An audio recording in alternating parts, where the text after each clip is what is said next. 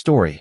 Unaware the cruise ship belonged to his pregnant wife, millionaire husband boarded with his mistress. Then she left him standing in shock. Hello, everyone. Grant Mercer kissed his pregnant wife goodbye, told her he was leaving for business, and then walked onto a luxury cruise with another woman on his arm. He believed Olivia Bennett was home. He believed the ship belonged to strangers. And he believed the biggest deal of his career could be built on her family name without ever asking her permission. All three assumptions were about to collide. Stay to the end to see why Olivia lets him board instead of stopping him. And if you enjoy stories where truth delivers the consequences without revenge, subscribe to the channel. The first question Grant should have asked was the simplest one. Who owns the ship? Do not stop my husband. I want to see how far he is willing to go. Olivia Bennett said it without taking her eyes off the glass. Below her, the Miami harbor shimmered beneath a dying orange sun, all gold water, white yachts, and polished terminal windows. The Celestine rested against the pier like a floating palace, 12 decks of steel and glass glowing beneath the evening light. Then the black SUV arrived. Olivia's hand moved instinctively to her 7-month belly. The baby shifted. Once, Captain Daniel Reeves stood beside her inside the private observation lounge, watching the vehicle stop near the restricted boarding lane. Ms. Bennett, he said carefully, I can have security turn them away. No, one word. Soft. Certain. The rear door opened.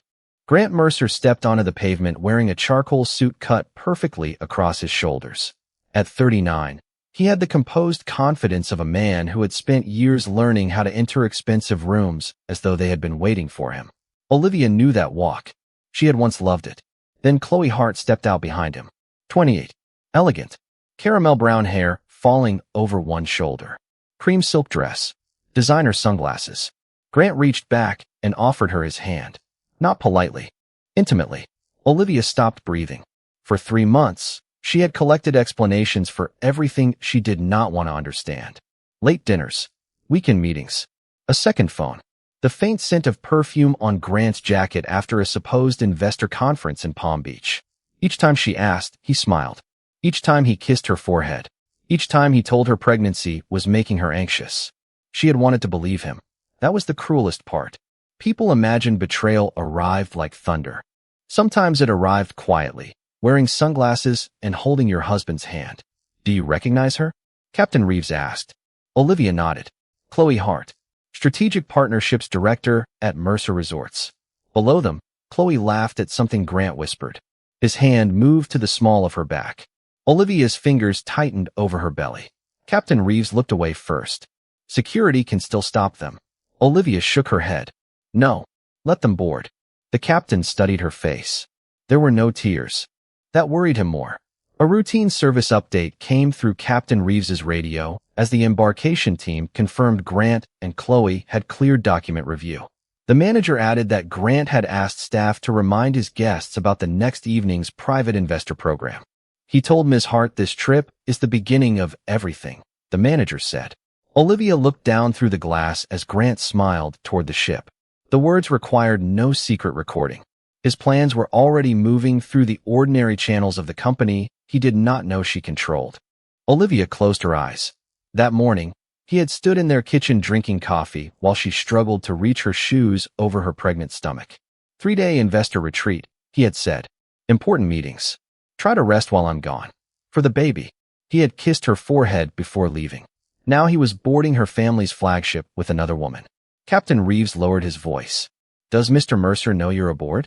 No. Does he know Bennett Oceanic owns and operates the Celestine? Olivia looked through the tinted glass. Grant was smiling for a boarding photograph beside Chloe. No, Reeves exhaled slowly. Then what do you want us to do?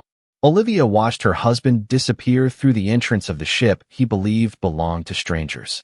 For years, Grant had mistaken her silence for ignorance, her privacy for dependence, her love for permission. Tonight, she would not correct him. Not yet.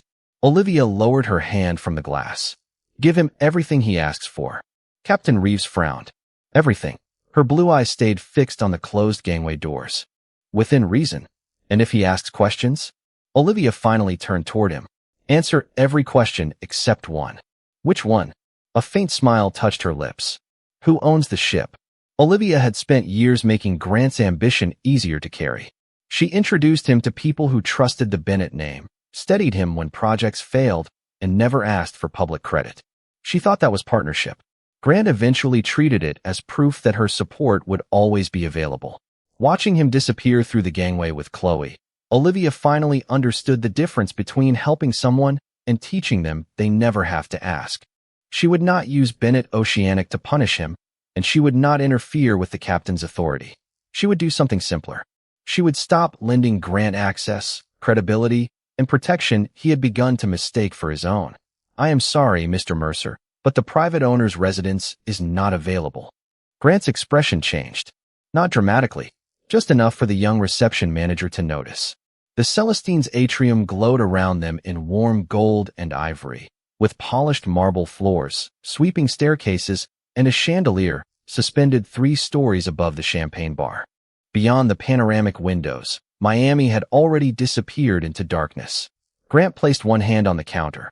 "I requested your best accommodation. You reserved the Imperial Ocean Suite, sir. It is one of our finest."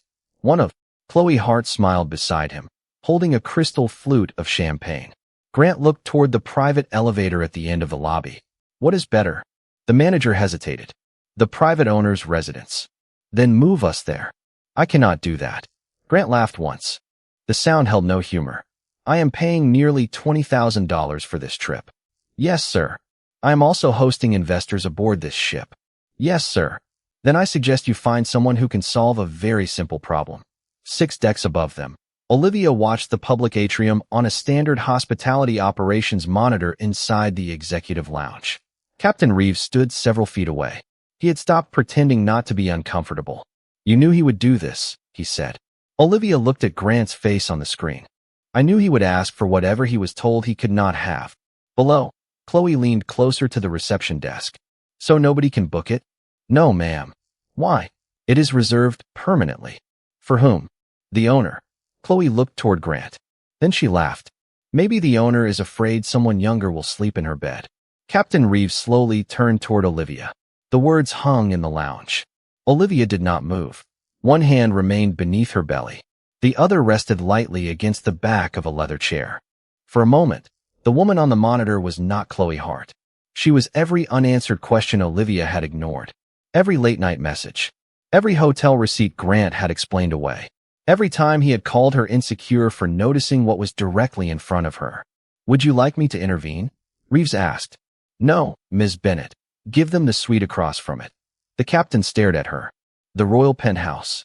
"Yes. That places them directly opposite your private residence." "I know." He studied her expression. "Why would you want them that close?" Olivia looked back at the screen. "Because distance makes people careful." Downstairs, the reception manager received the instruction through his earpiece. His posture changed instantly. "Mr. Mercer, we can offer you the Royal Penthouse as a complimentary upgrade." Grant's irritation disappeared. "Now we are getting somewhere." Chloe smiled and kissed his cheek. "I told you they would figure out who you are." Olivia heard every word. "Who you are." For years, Grant had built his identity around being recognized. The right restaurants, the right cars, the right people knowing his name. And Olivia had quietly watched from beside him, never correcting the assumption that she was simply the beautiful wife who benefited from his success. The Celestine gave a deep horn blast. The glass beneath Olivia's fingers vibrated. They were leaving Miami. No quick escape. No convenient excuse. Below, Grant and Chloe entered the private elevator together. Just before the doors closed, Grant pulled out his phone. Olivia's screen lit up seconds later. "Grant." She answered. "Hi." His voice became gentle immediately. "Hey, sweetheart. Just checking on you and the baby." Olivia watched him stand beside Chloe. "We are fine." "Good. Meetings may run late tonight." Chloe touched his tie. Grant smiled at her. "Do not wait up." Olivia's eyes stayed on the monitor. "I will not." He ended the call. For several seconds, she heard nothing except the ship moving through black water. Then Captain Reeves asked quietly, "Do you still want us to keep your presence confidential?" Olivia watched the elevator doors close around her husband and his mistress. "Yes." "For how long?" Her expression hardened. "Until they forget they are being watched." "He plans to separate after the baby is born." Olivia stared at Elena Ward, general counsel to the Bennett family office. on the secure screen in her private residence. Midnight had passed. Beyond the windows, the Celestine moved through black Atlantic water while a brass clock ticked softly above the desk. "How did this reach you?" Olivia asked. Elena brought up a request received that afternoon. "A financial advisor retained by Grant's household team contacted our office to verify several Bennett Trust distributions listed on your joint tax documents. He said the information was needed for a preliminary marital asset review." Olivia's fingers stopped against the porcelain cup beside her. "A marital asset review?" Elena nodded. "The attached instructions describe a post-delivery separation timeline." The document appeared. "Proceed after the child is born. Maintain the appearance of a stable household until then. Avoid unnecessary public attention during pregnancy." The words were professional enough to sound harmless. That made them worse. Grant had been discussing nursery colors with her while someone else was calculating the cleanest date to leave. When did they start this? About a month ago. Olivia remembered standing in their bedroom with one of Grant's jackets in her hand and perfume on the collar. She had asked who he was with. Grant had told her she was exhausted, pregnant, and reading too much into ordinary things. She apologized that night.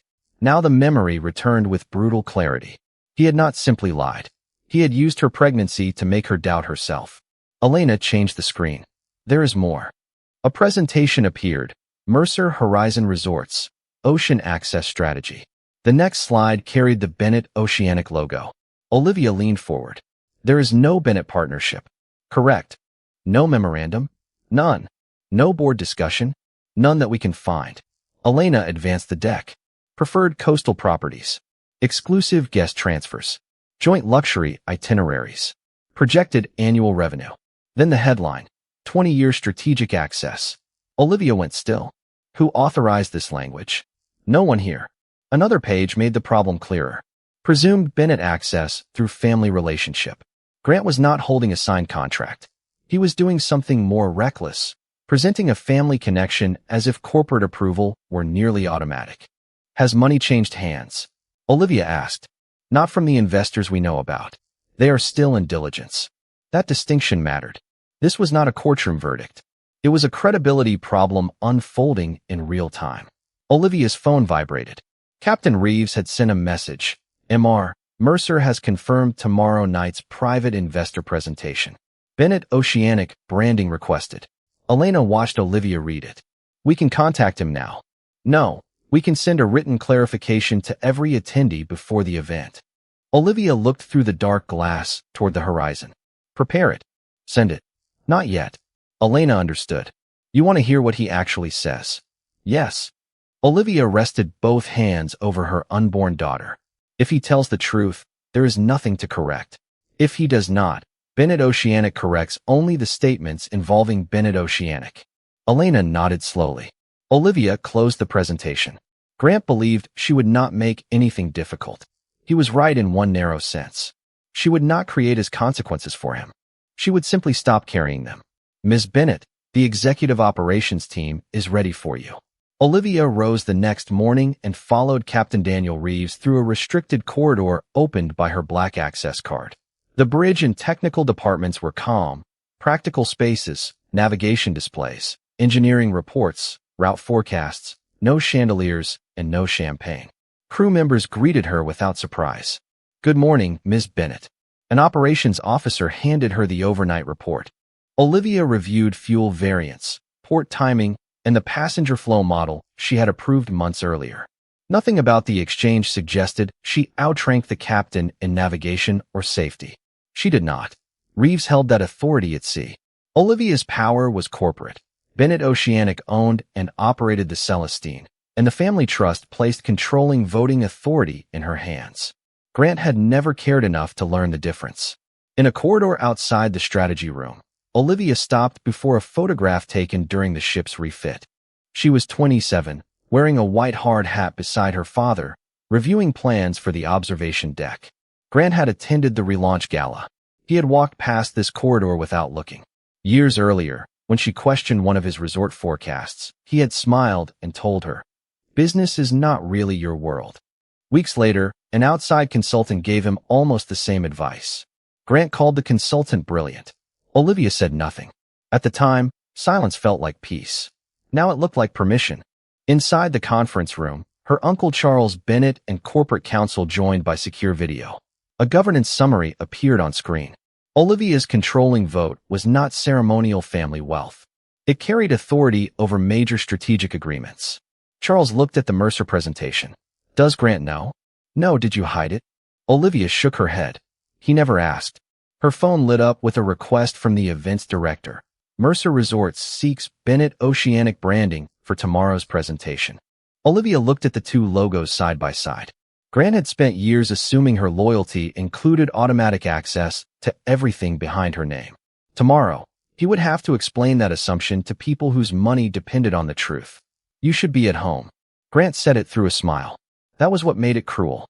The captain's reception glowed beneath 3 enormous crystal chandeliers, every surface reflecting gold light across polished marble and dark ocean glass. Investors stood in small circles with champagne in hand, while a string quartet played near the windows. Then Olivia walked into the ballroom. 7 months pregnant. Honey blonde hair falling in soft waves over her shoulders. A deep blue maternity gown. No diamonds. No security escort. No announcement. She did not need one. Grant saw her from across the room. His expression changed instantly. Surprise. Confusion. Then irritation. Chloe followed his gaze. What is she doing here? Grant set down his glass. I have no idea. He crossed the ballroom quickly. Olivia watched him approach. For one foolish second, some small part of her remembered the man he used to be. The man who once ran through an airport because he thought she would miss her flight. The man who slept beside her on a hospital chair when her mother was sick.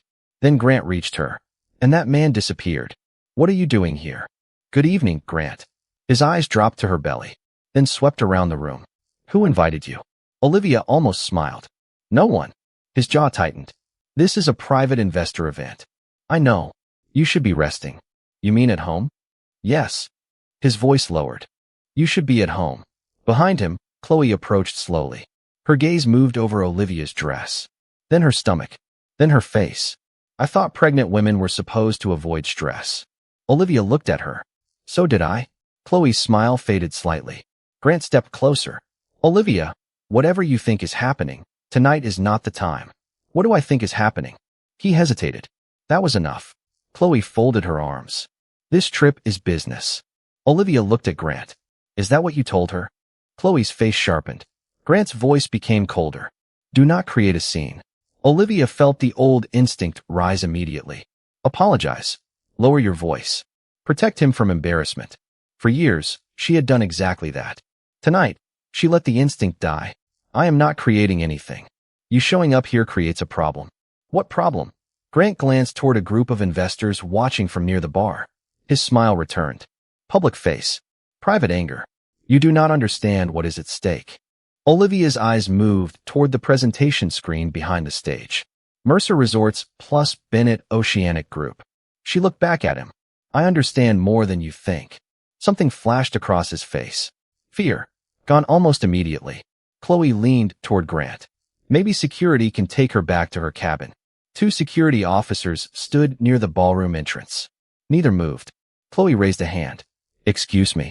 The officers looked toward Olivia. Not Grant. Olivia. Waiting. Grant noticed. His brow furrowed. Olivia said nothing. Not yet. The lights above the stage brightened. Captain Reeves appeared beside the podium. Grant checked his watch. He had 7 minutes until the presentation. 7 minutes until he promised 11 investors a partnership that did not exist. He took Olivia gently by the elbow and guided her several steps away. You need to listen to me. Olivia looked down at his hand. Grant released her. These people came here because of me. No, the answer came softly. Grant stared at her. Olivia glanced toward the Bennett Oceanic logo glowing behind the stage. They came because of what you promised them. His expression hardened. You do not belong in this room. There it was. The sentence Grant would remember long after the champagne was gone. Olivia looked past him. Captain Reeves was waiting. Beside him stood members of the Bennett Oceanic board. They met Olivia's eyes. She gave the smallest nod. Grant did not notice. He straightened his jacket. Stay out of the way. Olivia stepped aside. Then speak, Grant. He looked at her once more. Something about her calmness unsettled him. But applause began near the stage. Grant turned toward it. Chloe followed. Olivia remained where she was. She would not interrupt him at the first lie, or the second. She would let him say enough that nobody in the room could later call what happened a misunderstanding. Grant Mercer wanted a stage. Olivia Bennett was about to give him one.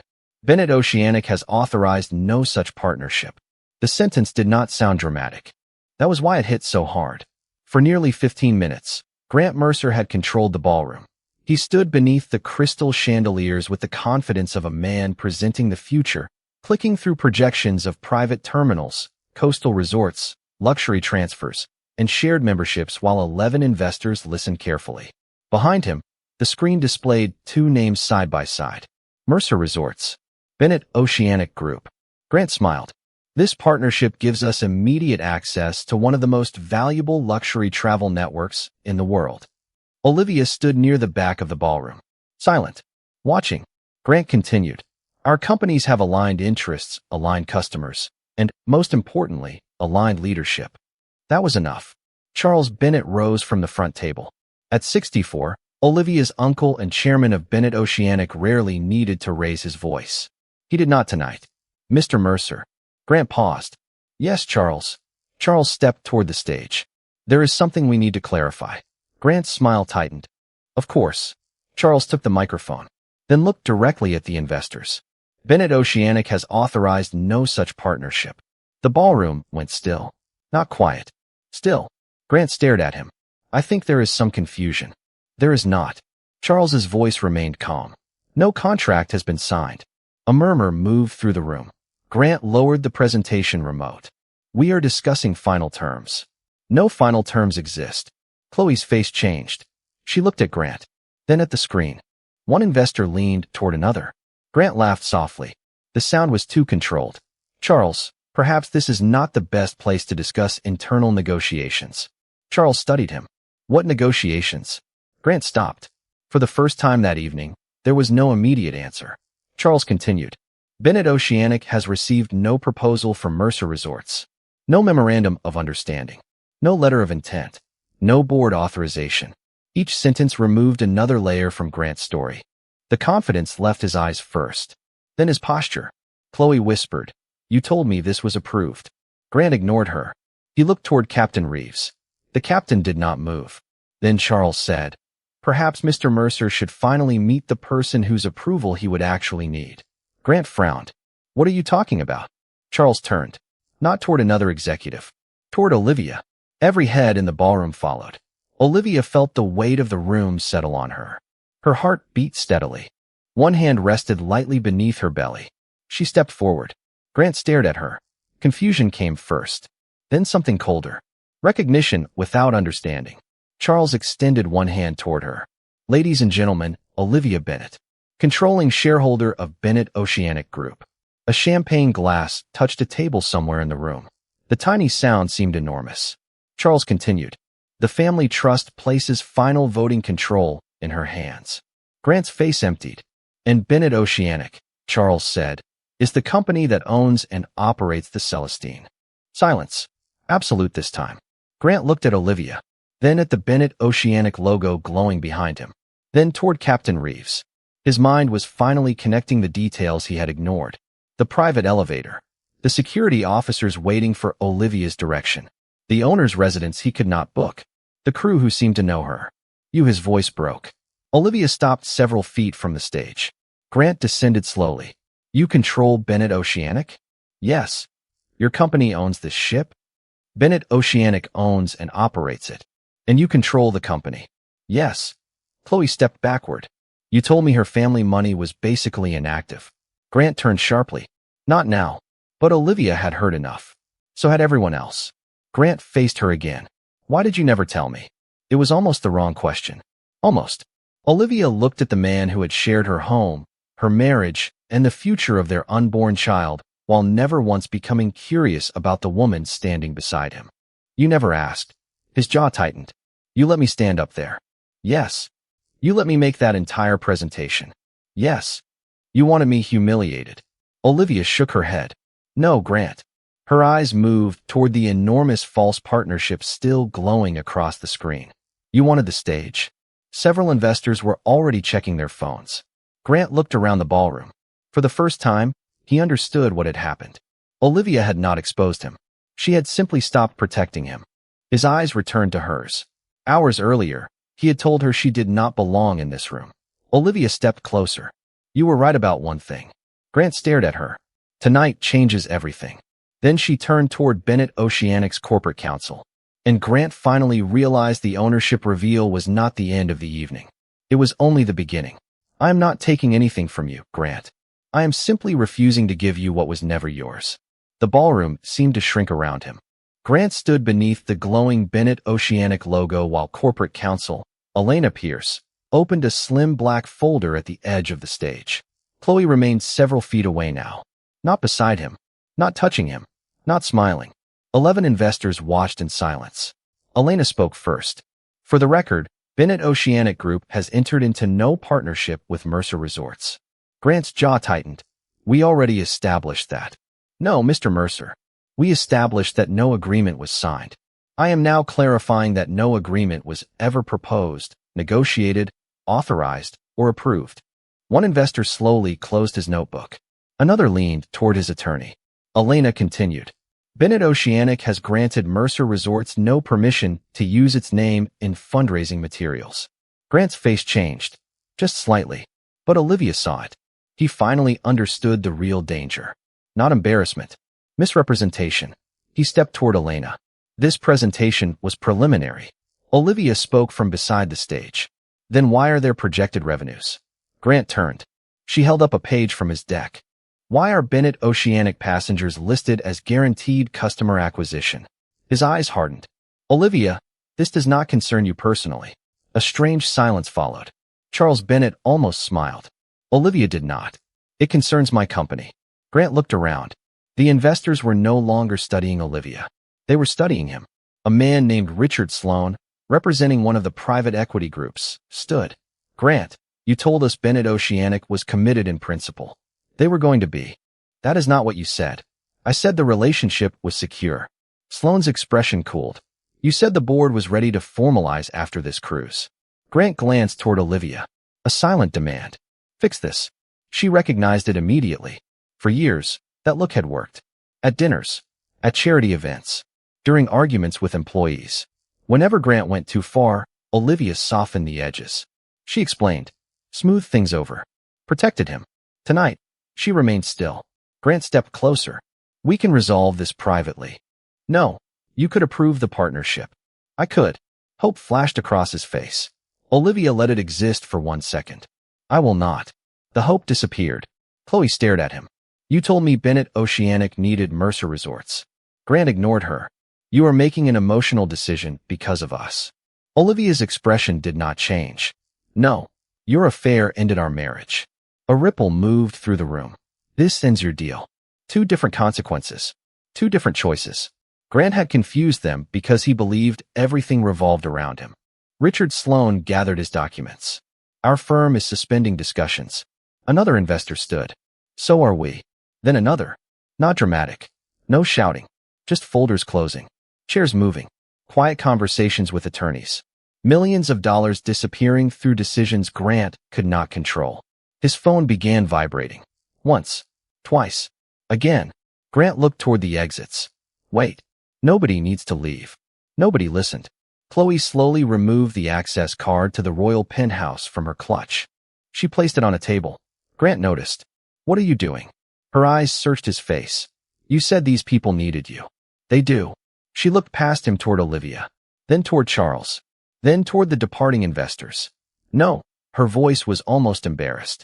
They needed her. Grant's face hardened. Chloe. She stepped backward.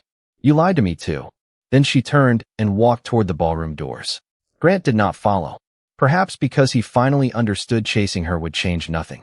The room that had applauded him less than an hour earlier was emptying around him. Olivia watched quietly. She felt no triumph. That surprised her. She had imagined justice would feel louder. Instead, it felt like breathing after holding her breath for years. Grant looked at her. You planned all of this. No, you let me fail. Olivia shook her head. I stopped preventing it. His eyes narrowed. What happens now? Olivia glanced toward Captain Reeves. Mr. Mercer remains a passenger until we return to Miami. Grant stared at her. You are not throwing me off? No, for the first time that night, Olivia's voice softened. Walking away from you is enough. Grant stood alone beneath the false partnership still glowing across the giant screen. No investors. No mistress. No wife rushing forward to save him. And at last, the millionaire who believed he could promise anything discovered the one thing money had never taught him. A woman's loyalty was not an asset on his balance sheet. Was any of it real?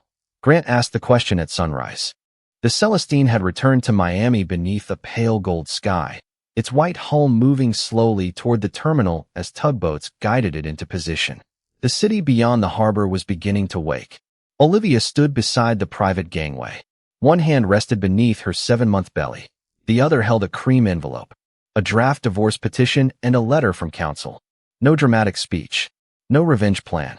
The beginning of an ending handled through lawyers. Grant approached from the corridor behind her. He wore the same charcoal suit he had boarded in 2 days earlier, but everything else about him looked different. The confidence was gone. His phone had not stopped vibrating since midnight. 3 investors had formally suspended negotiations with Mercer Resorts. 2 lenders had requested emergency meetings. His board wanted explanations. Chloe had left her suite before dawn and was waiting to disembark through another exit. The future Grant had promised everyone had collapsed before breakfast. Olivia. She turned. He stopped several feet away. For a moment, neither spoke. A docking line struck the pier below with a heavy snap. Grant looked at the envelope. What is that? My attorney sent a copy to yours this morning. His face tightened. You are filing for divorce? Olivia nodded. He gave a short, disbelieving laugh. You already had them prepared? I called my attorney after I read your emails. Grant looked away. You were not supposed to see those. No, her voice remained calm. I was not supposed to see Chloe either. He closed his eyes. Liv, I know what this looks like. She almost smiled. For years, that sentence had been enough to make her question herself. Not anymore. It looks exactly like what it is. Grant stepped closer. I made terrible choices. Yes. But we have history. Yes. We have a daughter coming. Olivia's hand moved gently over her belly. You will always be her father. Hope appeared in his eyes. And us. Olivia said nothing. The silence answered first. Grant swallowed. I can end things with Chloe. She already ended them with you. His jaw tightened. That is not what I meant. I know. Then tell me what you want. There it was again. The assumption that everything still had terms. A number. A condition. A negotiation. Olivia looked at him sadly. You still think this is a deal? Grant stared at her. I am trying to save my marriage. No, she held out the envelope. You were trying to save what happened after you lost it. He did not take the papers immediately. Was any of it real? The question came quieter this time. Olivia understood what he meant. The apartment they once shared. The nights they dreamed about children. The years she stood beside him while Mercer Resorts grew. The woman he believed had no world beyond his. Olivia looked toward the harbor, then back at him. I was. Grant's face went still. I loved you when there was nothing to gain from loving you. He lowered his eyes. And that was not enough. No, the gangway opened. Morning light spilled across the floor. Grant finally took the envelope. Captain Reeves approached from behind Olivia. Ms. Bennett, departure preparations begin at noon. Grant looked up. Departure? Olivia nodded. The Celestine sails again this afternoon. You are staying aboard? I have company meetings. Grant glanced toward the gangway, then toward Olivia. The meaning reached him slowly. He was leaving. She was not. He stepped onto the gangway, then stopped halfway across. Olivia. She looked at him one last time. I am sorry. For once, she believed him. It simply did not change anything. Grant walked onto the pier. Hours later, the Celestine sounded its horn. Grant stood behind the terminal glass as the ship pulled away from Miami, one hand resting against the window, as though he could hold the distance still. He looked genuinely shocked now, not because Olivia controlled Bennett Oceanic, and not because investors had walked away, but because she was leaving without asking him to understand. On the upper deck, Olivia felt her daughter move and placed a hand over the kick. Behind her was the ship Grant had never known belonged to her world. Ahead was open water. She did not look back. Dignity was never about proving you could make someone regret losing you. Sometimes it was simply recognizing that the regret had already arrived and refusing to turn around for it.